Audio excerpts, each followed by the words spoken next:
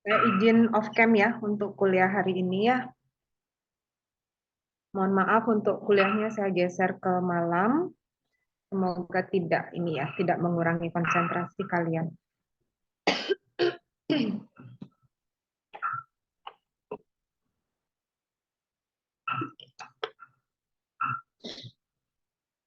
Saya share screen dulu ya.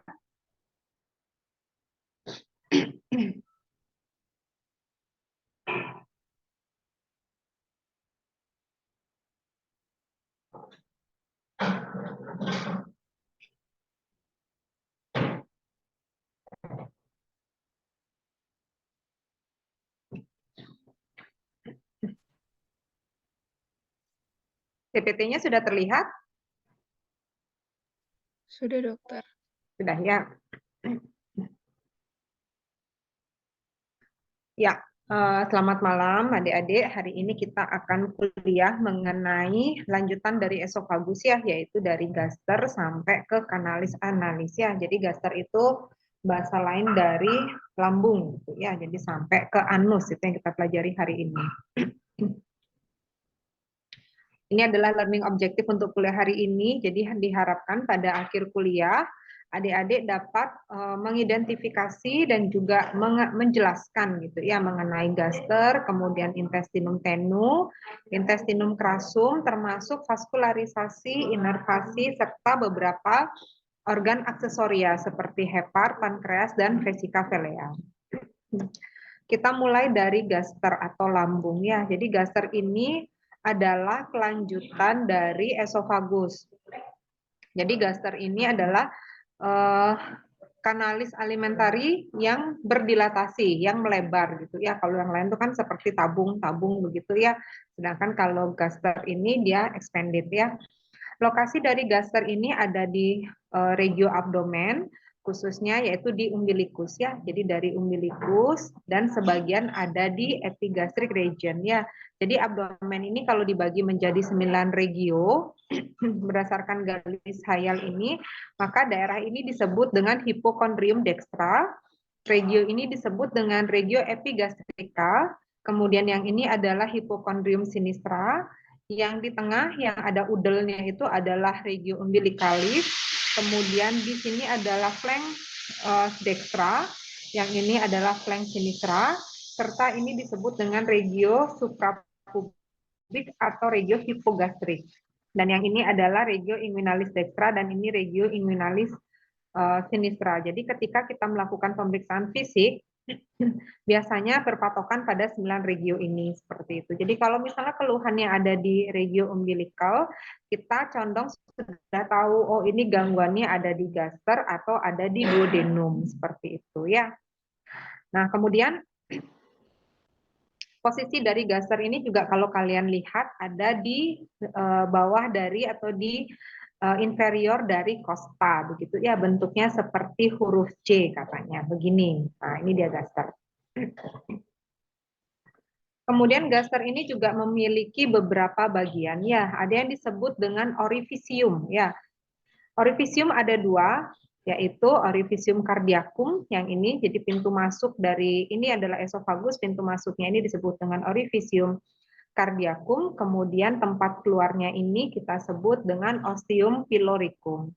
Kemudian margo itu juga ada dua, yang sebelah sini kita sebut dengan curvatura gastrica minor, sedangkan yang ini kita sebut dengan curvatura gastrica mayor. Ya, kemudian untuk facies atau surface juga ada dua, jadi ada anterior surface yang bagian ini yang hadap ke arah depan, sedangkan di baliknya itu adalah posterior surface. Kalau bagian-bagian dari gaster sendiri dibagi menjadi 3 bagian, yaitu ada bagian fundus yang ini.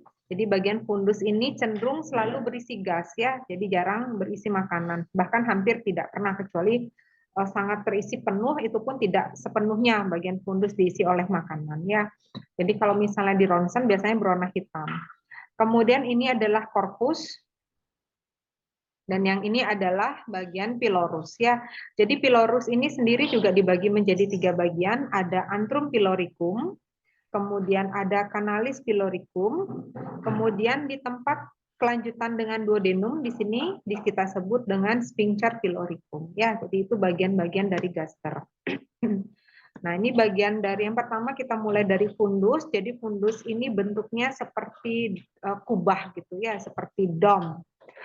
Kemudian dia posisinya ada di sisi sinistra dari ostium cardiacum ya. Sedangkan cekungannya ini kita sebut dengan incisura cardiacum. Kemudian korpus. Korpus ini dimulai dari incisura angularis ya. Dimulai dari fundus sampai ke incisura angularis ya. Jadi ini kita sebut dengan incisura angularis ya, cekungannya ini. Jadi cekungan ini adalah incisura cardiacum, sedangkan yang ini adalah incisura angularis ya. Jadi batas dari korpus adalah dari fundus sampai ke batas dari incisura angularis. Kemudian bentar ya, Dek.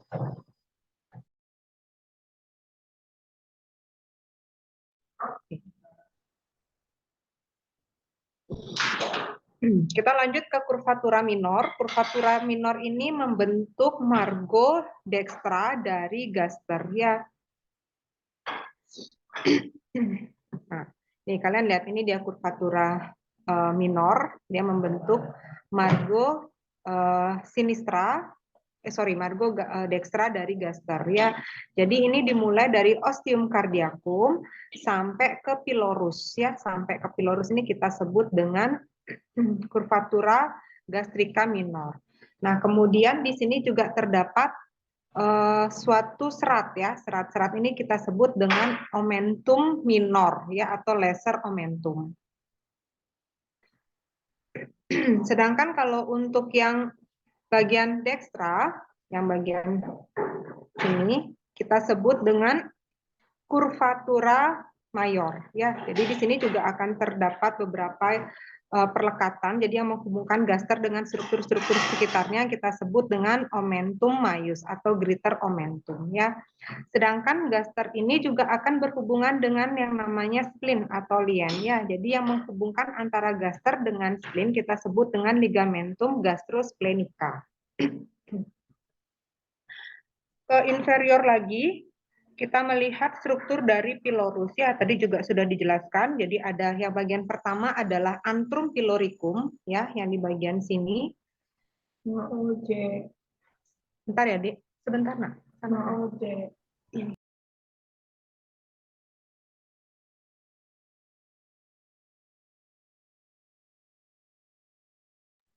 Oke, saya lanjutkan ya. Jadi di sini kita sebut dengan antrum pyloricum.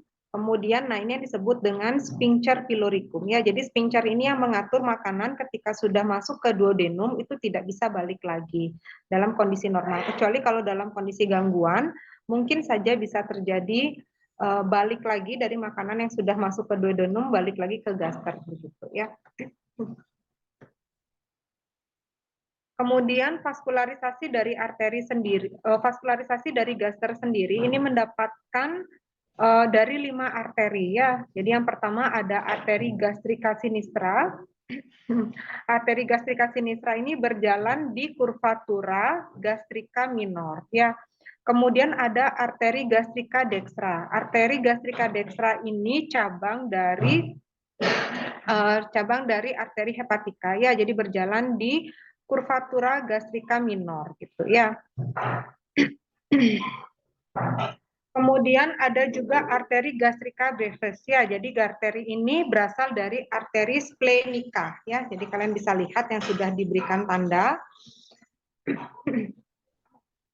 Kemudian ada arteri gastroepiploica sinistra. Jadi gastroepiploica sinistra ini berasal dari arteri splenica. Dan yang terakhir adalah arteri gastroepiploica dextra. Arteri gastroepiploica dextra ini berasal dari atau cabang dari arteri gastroduodenalis hepatica ya. Itu tadi terkait dengan arteri.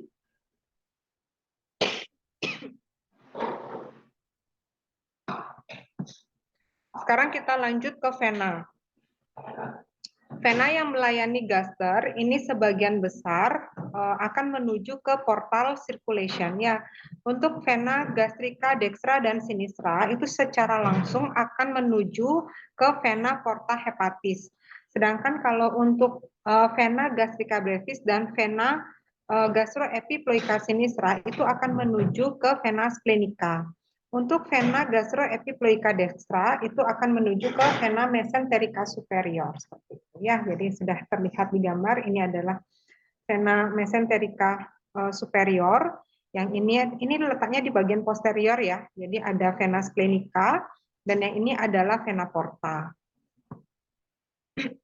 Untuk limfatik drainasenya sendiri, limpatik drainase ada yang menuju ke nodi limfatisi gastrisi dextri dan sinistri, kemudian ada juga menuju ke nodi limfatisi gastroepiploica dextra dan juga nodi limfatisi gastroepiploica sinistra. Kemudian beberapa juga ada yang menuju ke nodi limfatisi gastrica brevis.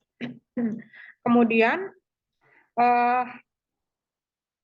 limpatik drainase tersebut nanti akan menuju ke nodus celiacus ya. Kemudian untuk inervasinya sendiri akan mendapatkan sympathetic fiber dan juga parasympathetic fiber. Untuk sympathetic fibernya didapatkan dari plexus celiacus. Kemudian kalau untuk parasympathetic fiber berasal dari nervus vagus ya. Jadi kalau untuk yang sympathetic fiber ini akan membawa rasa nyeri di daerah abdomen gitu ya, nyeri visceral, kemudian antiperistaltik dan juga vasokonstriksi. Sedangkan kalau untuk yang parasimpatetik fiber berperan dalam motilitas dan juga sekretori. Kemudian di anteriornya ini akan terbentuk anterior vagal trunk atau trunkus vagus anterior ya. Jadi trunkus vagus anterior ini dibentuk oleh nervus vagus yang bagian sinistra ya dan menyuplai bagian anterior dari gaster. Sedangkan kalau untuk yang posterior vagal trunk atau trunkus vagus posterior itu dibentuk oleh nervi vagi yang dextra gitu ya, dan tujuannya adalah menyuplai ke permukaan posterior dari gaster.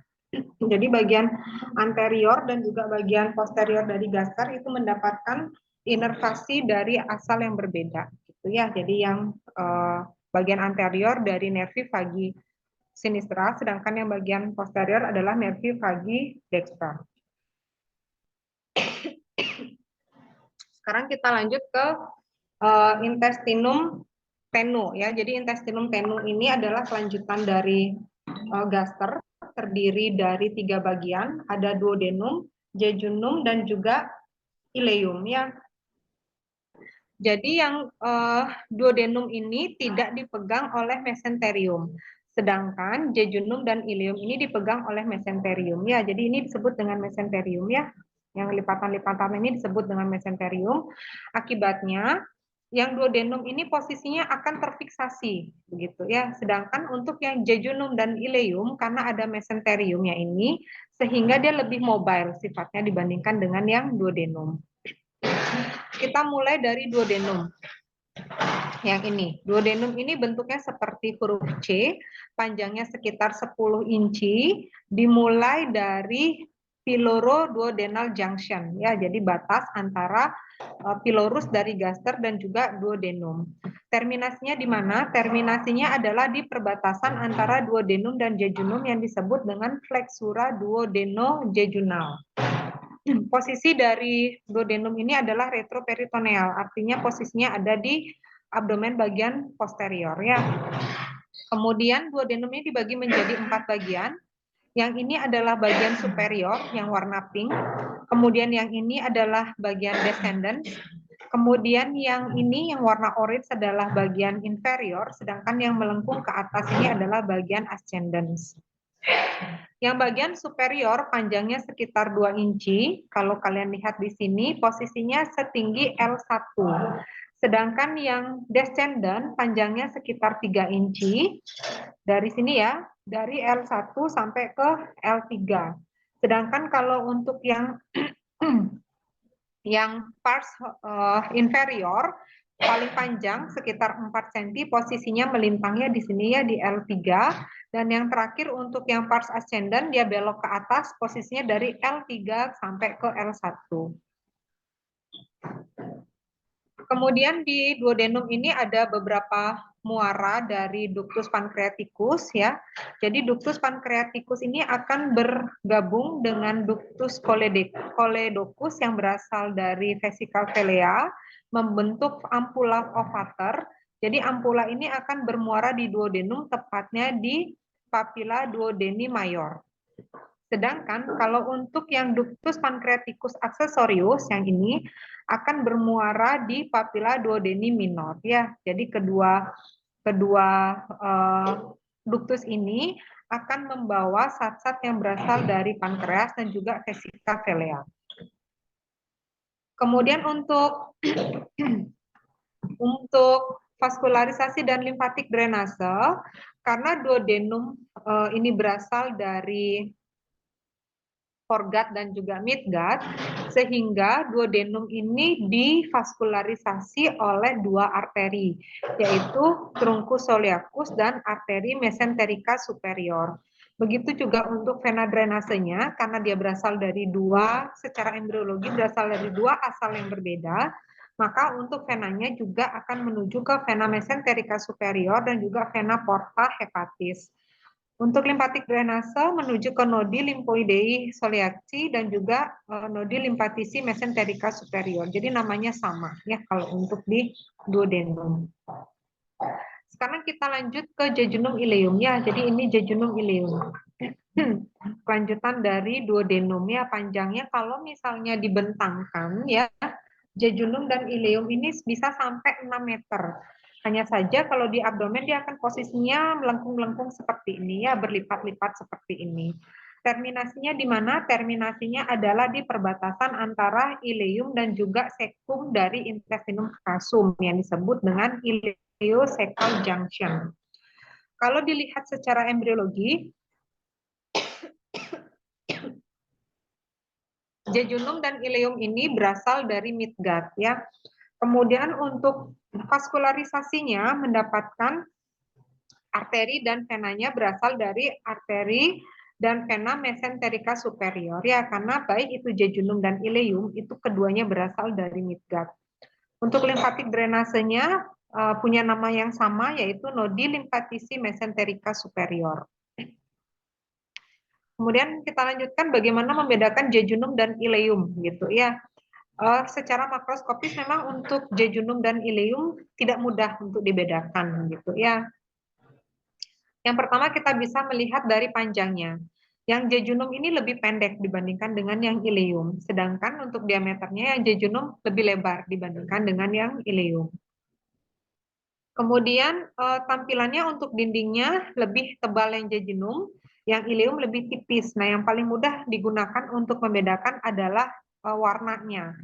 Jadi yang jejunum ini biasanya berwarna merah gelap, sedangkan yang ileum ini berwarna merah terang. Ya, karena di jejunum ini lebih banyak ada vaskularisasi dibandingkan dengan yang ileum. Jadi itu yang paling mudah digunakan acuan untuk membedakan antara jejunum dan juga ileum. Sekarang kita lanjut ke intestinum crassum. Intestinum crassum ini tersusun atas beberapa struktur ya. Yang pertama ada sekum, kemudian ada kolon ascendent, kemudian kolon transversum, kolon descendent, kemudian ada sigmoid kolon, pectum, dan juga canalis analis ya.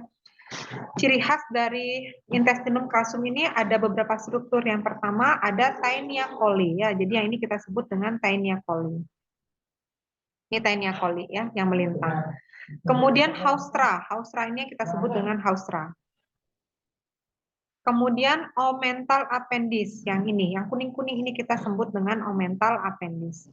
Dan tentu saja kaliber dari intestinum crassum itu jauh lebih besar dibandingkan dengan intestinum tenue. Ya, jadi itu yang kita gunakan untuk membedakan yang mana intestinum crassum dan yang mana intestinum tenue. Pertama kita mulai dari sekum ya. Jadi yang ini sekum, ini ileum, ini terminalnya ya. Jadi di sini adalah sekum. Sekum ini bentuknya seperti kantong ya dan merupakan bagian pertama dari intestinum crassum. Kemudian nanti akan berlanjut dengan kolon ascendent. Kemudian panjangnya sekitar 5 sampai 7 cm dan kalau kita lihat di sini berdekatan dengan appendix vermiformis ya. Jadi ini appendix vermiformis ya, sekitar 2,5 cm dari sekum tersebut. Nah, sekum ini bentuknya seperti bibir ya. Sebenarnya dia tidak punya katup, tetapi karena dia bentuknya seperti bibir ini, sehingga aktivitas atau fungsinya seperti katup. Jadi makanan yang sudah lewat ke sekum itu tidak bisa kembali lagi karena ini akan tertutup. Dia overlapping gitu ya antara bagian superior dan bagian inferior, sehingga cenderung seperti katup. Dan di sini sebenarnya ada otot-otot sirkular, namun otot-otot sirkular ini tidak berkembang dengan baik sehingga tidak dapat berperan sebagai sphincter. Kemudian yang ini adalah appendix vermiformis atau yang dikenal dengan usus buntu gitu ya. Karena dia bentuknya seperti cacing, makanya disebut dengan appendix vermiformis. Panjangnya kurang lebih sekitar 8 cm dan dia juga memiliki mesenterium sehingga dapat bergerak dengan bebas. Cuman mesenteriumnya pendek ya, tidak terlalu panjang seperti di jejunum dan ileum ya. Mesenteriumnya itu disebut dengan mesoappendix. Posisi dari appendix vermiformis ini bervariasi, yang paling sering adalah retrosekal atau retrokolika, artinya ada di bagian posterior dari sekum. Kemudian di pelvis sekitar 31%, di subsekal artinya di bawah ya, jadi ini sekum dia ke sini posisinya. Nah itu sekitar 2,3%, yang paling jarang itu adalah di anterior atau posterior dari ileum ya. Ini ileum ya, jadi ada di anterior ke posterior ileum, itu yang paling jarang. Kemudian kita lanjut, habis ke appendix vermiformis ada kolon ascendent ya, yang ini adalah kolon ascendent.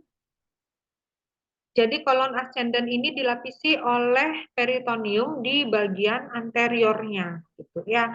Ketika kolon ascendent ini berada di posisinya ini akan melewati 3 muskulus ya. Jadi di bagian posterior dari kolon ascendent ini ada 3 muskulus, yaitu musculus iliacus, musculus quadratus lumborum, dan musculus transversus abdominis ya. Sehingga kalau terjadi benturan tidak langsung kena kolonnya ya. Jadi ada muskulus yang melindungi di bagian posterior. Kemudian juga ada 3 nervus yang dilewati ya, ada nervus cutaneus femoralis lateralis, nervus ilioinguinalis, dan nervus iliohipogastrika.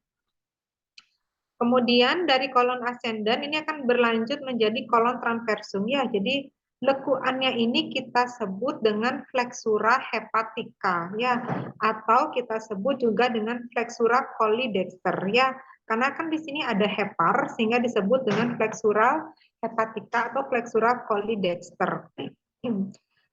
Nah, panjang dari kolon transversum ini sekitar 50 cm dan yang paling mobile ya, di antara kolon ascendent dan juga kolon descendant ya. Posisinya ada di regio hipokondria sinistra.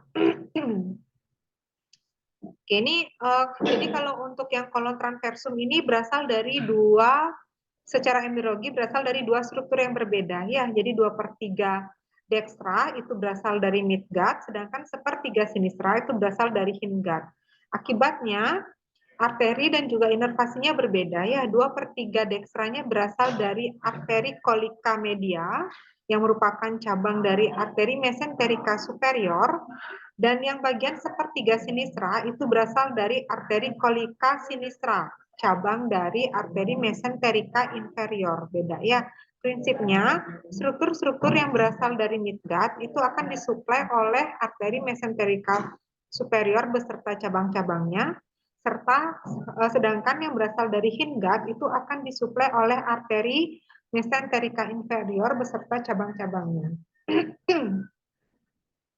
Untuk inervasinya juga berbeda, yang 2/3 sinistra itu didapatkan dari nervus vagus, sedangkan yang 1/3 sinistra itu didapatkan dari nervus spleniccus pelvica.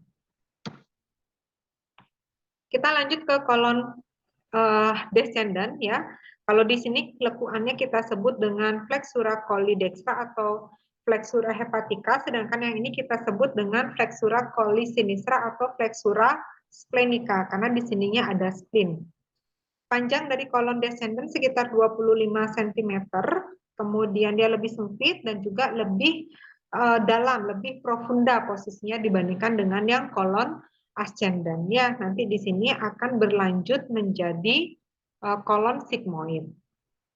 Sama seperti yang kolon ascendant, kolon descendant ini juga dilapisi oleh peritoneum di bagian anteriornya. Kemudian yang kolon descendant ini juga ada di anterior dari beberapa musculus dan nervus ya. Ada quadratus lumborum, transversus abdominis, dan iliacus. Sedangkan untuk nervusnya ada nervus iliohipogastrica, ilioinguinalis, dan nervus cutaneus lateralis ya.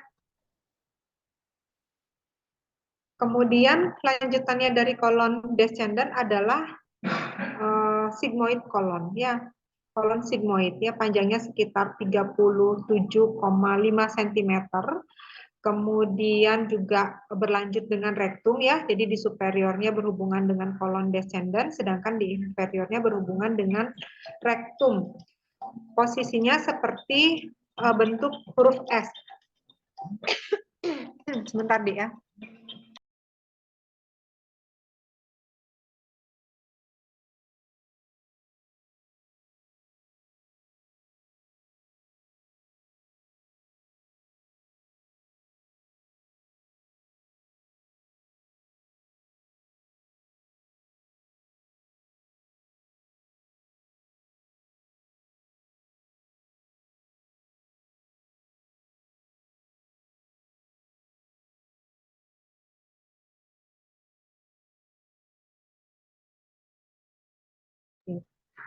Ya, saya lanjut lagi ya.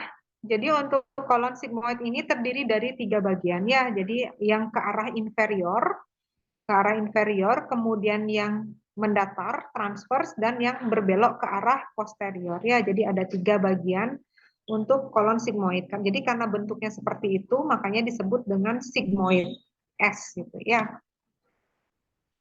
Untuk suplai dari intestinum crassum, jadi didapatkan dari arteri mesenterica superior dan arteri mesenterica inferior. Ya, jadi arteri-arteri ini akan melepaskan beberapa cabang, yaitu arteri iliokolika, arteri kolika dextra, arteri kolika mediana, arteri kolika sinistra, dan arteri sigmoid, serta arteri rectalis superior. Ya, ini adalah cabang-cabang dari arteri mesenterica superior dan mesenterica inferior. Nah, nanti tugas kalian adalah mencari gambar terkait dengan cabang-cabang dari arteri ini ya. Jadi nggak usah dikumpul ya, cukup kalian pelajari saja ya, tidak usah dikumpulkan untuk tugas ini. Nah, ini adalah perbedaan dari kolon ascendant, kolon transversum, dan kolon descendant termasuk dengan kolon sigmoid ya. Jadi perbedaannya adalah terkait dengan arteri yang menyuplai oleh karena memang asalnya berbeda begitu ya antara yang ascendant, transversum, descendant, dan juga sigmoid. Pokoknya prinsipnya kalau berasal dari midgut itu pasti akan disuplai oleh arteri mesenterica superior dan inervasinya dapat dari nervus vagus. Sedangkan kalau yang hindgut, berasal dari hindgut, pasti mendapatkan suplai arteri dari arteri mesenterica inferior, sedangkan inervasinya dari nervus spleniccus. Untuk vena drainasenya ini sama namanya dengan arterinya, ya menuju ke vena mesenterica superior, kemudian menuju ke vena mesenterica inferior, ya. Dan nanti kedua vena mesenterica superior dan inferior ini akan menuju ke vena porta. Oke, terakhir ada rektum dan kanalis analis ya. Jadi ini rektum dan juga kanalis analis ya. Rektum ini tempat penampungan sementara feses gitu ya. Jadi ketika rektum ini sudah penuh terisi oleh feses, maka akan terjadi pengiriman impuls gitu ya. Terdapat refleks defekasi. Jadi ada sensasi ingin buang air besar begitu ya. Jadi setelah itu karena ada sensasi tersebut maka sphincter ini akan terbuka sehingga kita akan lakukan defekasi ya. Terakhir adalah kanalis analis ya. Jadi feses yang ada di rektum itu akan dikeluarkan melalui kanalis analis. Oke. Sekarang kita menuju ke organ aksesoria ya. Jadi ada hepar, kemudian ada vesica velea atau gallbladder, dan juga ada pankreas ya. Yang ini adalah hepar, kemudian yang ini adalah vesica velea, dan ini adalah pankreas. Ya. Liver atau hepar ini dibagi menjadi dua lobus ya, lobus dextra dan juga lobus sinistra. Lobus dextra dan lobus sinistra ini dipisahkan oleh suatu cekungan, kita sebut dengan fissura sagittalis ya. Di cekungan ini di fissura sagittalis ini juga lewat ligamentum, namanya ligamentum falciformis ya. Kemudian vesica velea nih ya. Vesica velea ini dibagi menjadi beberapa bagian ya. Ini adalah bagian fundus, kemudian yang ini adalah bagian korpus, kemudian yang ini adalah bagian kolum ya. Yang ini adalah ductus dari vesica velea. Kita sebut dengan ductus cysticus. Ductus cysticus ini akan bergabung dengan ductus hepaticus membentuk ductus choledocus ya. Ini disebut dengan ductus choledocus. Ductus choledocus inilah yang nanti akan bergabung dengan ductus pancreaticus mayor membentuk ampula ovater dan bermuara di duodenum ya. Kemudian terakhir ada pankreas ya. Pankreas ini dibagi juga menjadi beberapa struktur, ada bagian kauda, kemudian bagian korpus, kemudian bagian kolum dan juga bagian caput ya. Kemudian perpanjangan dari caput yang ini kita sebut dengan processus uncinatus begitu ya. Patokan antara yang mana caput dan mana kolum itu kita pakai adalah arteri mesenterica superior ya. Di sini sebenarnya ada arteri mesenterica superior. Jadi yang dilewati oleh arteri mesenterica superior atau sejajar dari arteri mesenterica superior tersebut adalah bagian kolum dari pankreas ya. Oke. Jadi ini organ-organ ini akan mensekresikan hormon ataupun mensekresikan enzim untuk proses pencernaan ya. Oke, itu aja terkait dengan gaster dan juga sampai ke kanalis analis hingga ke organa aksesoria. Ada yang ingin ditanyakan untuk kuliah hari ini?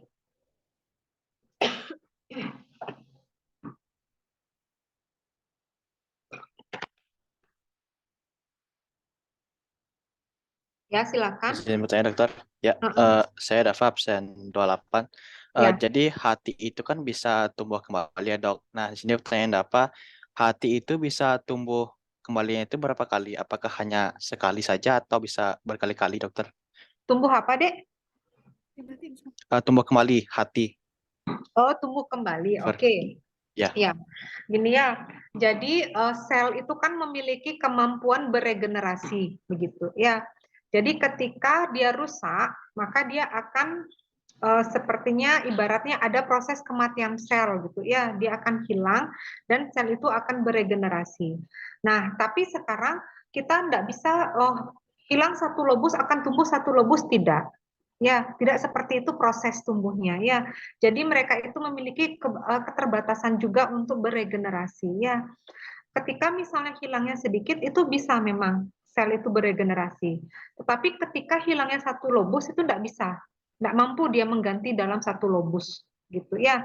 Jadi tidak bisa misalnya heparnya hilang gitu, lobus dextra sinistra hilang, nanti tumbuh hepar yang baru, tidak bisa gitu ya. Hanya sekumpulan kecil selnya saja yang mengalami degenerasi. Makanya kalau memang heparnya rusak, itu akan diangkat dan lebih baik ditransplantasi hepar begitu ya, karena hepar nggak bisa dia tumbuh sendiri kalau rusak sepenuhnya begitu ya. Terbayang ya Dava ya? Terbayang. Oke. Ya, terima kasih dokter. Oke. Ada lagi?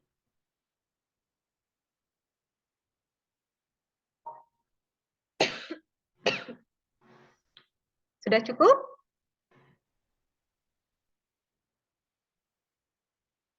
Oke, sudah jelas ya? Oh ya, saya ingatkan kembali kan kemarin saya sempat kasih tugas ya. Nanti tugasnya bisa langsung email ke saya ya. Nanti email saya share ke Korti. Kalau misalnya tugas kalian sudah selesai, silakan langsung email aja ya. Tidak usah menunggu deadline begitu ya. Agar cepat saya bisa koreksi begitu. Ada yang mau ditanyakan lagi? Oke, sudah cukup? Izin bertanya dokter. Oh ya, silakan Aras mau bertanya. Iya betul dokter. Untuk emailnya dokter nanti nanti dokter kirimkan lewat WA ya dokter ya. Ya, nanti saya chat ya untuk Baik, ininya, untuk email saya. Baik dokter. Untuk pengumpulannya masih kan dokter di minggu ke-13? Gimana? Gimana? Untuk pengumpulan tugasnya dokter, Oh ya, deadline-nya masih ya deadline-nya. Tapi kalau memang siapa tahu kalian sudah selesai buatnya gitu ya, boleh dikumpul lebih awal sehingga nanti kalian lebih fokus ke UAS ya. baik dokter. Baik dokter, terima kasih dokter. Oke.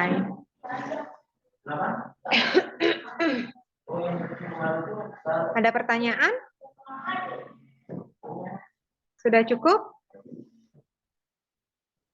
Oke, kalau sudah cukup, kita akhiri untuk kuliah hari ini ya. Terima kasih atas perhatiannya. Kalau memang ada pertanyaan, nanti boleh chat ke saya ya. Terima kasih, selamat malam. Terima kasih dokter. Terima kasih, dokter. Terima kasih dokter. Terima Terima kasih dokter. kasih dokter.